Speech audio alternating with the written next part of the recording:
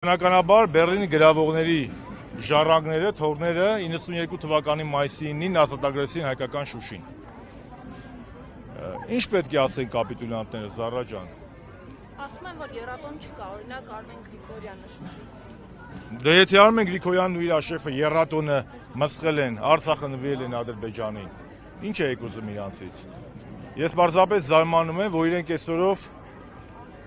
անամոթության շքերթ են կազմակերպում եւ նույնիսկ գալիս են այստեղ, որովհետեւ ձեր նշած անձի եւ ԿՊԱ-ական ոչ խմբակը Նիկոլի գլխավորությամբ արեց այնպես, որ այսօր մենք եռատոնը նշում ենք մրմուրը մեր սրտում, որովհետեւ կրկնում եմ, եռատոնի գլխավոր խորհրդանիշներից մեկը Արցախի բանակի ստեղծումն էր եւ Շուշի ազատագրումը։ Իսկ Նիկոլ Փաշինյանը Պրագայում ճանաչել Արցախն Ադրբեջանի կազմում